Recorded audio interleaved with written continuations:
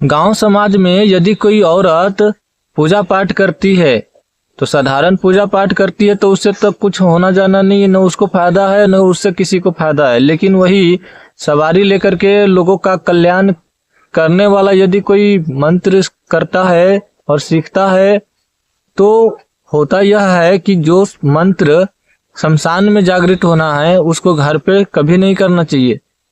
और औरतों के लिए मंत्र किलित आज भी नहीं है, बस कम कर दिया गया है।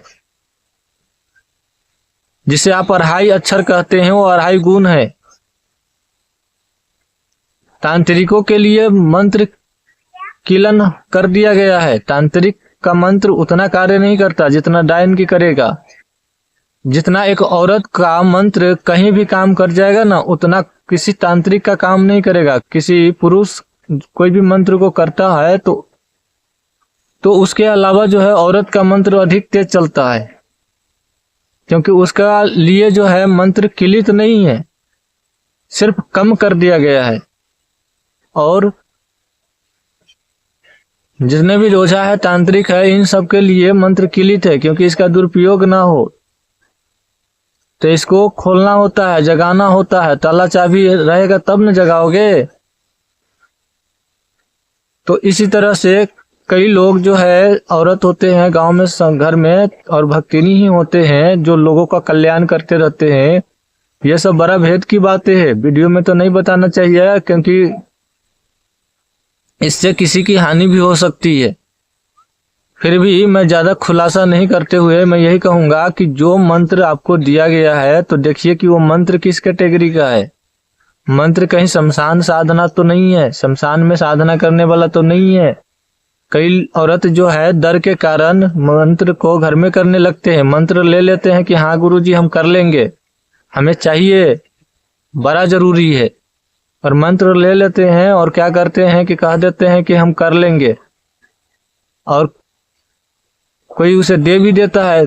देना भी नहीं चाहिए, उसे पहले परखे कि वो कर पाएगा कि नहीं। मंत्र तो उसे दे देता है और वो क्या करता है, घर में करना शुरू कर देती है।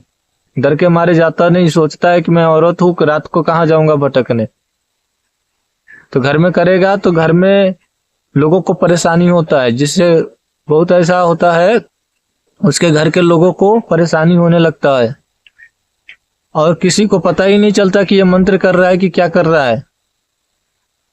क्योंकि कुछ विद्याएं ऐसी होती है जो मन ही मन चलते हैं, विध विधान न पड़ता है। और कब कोई विध विधाता है यह आप नहीं जानते। यदि कोई कन्या घूंघट ओढ़ करके मंत्र को विदविदाएगा तो आप उसको घूंघट उठा करके देखने नहीं जाओगे कि यह मंत्र विदविदा रहा है कि क्या पढ़ रहा है, क्या बोल रहा है, आपको पता ही नहीं चलेगा। तो इसलिए वो घर के काम काज करते हुए भी मंत्र कर लेती है।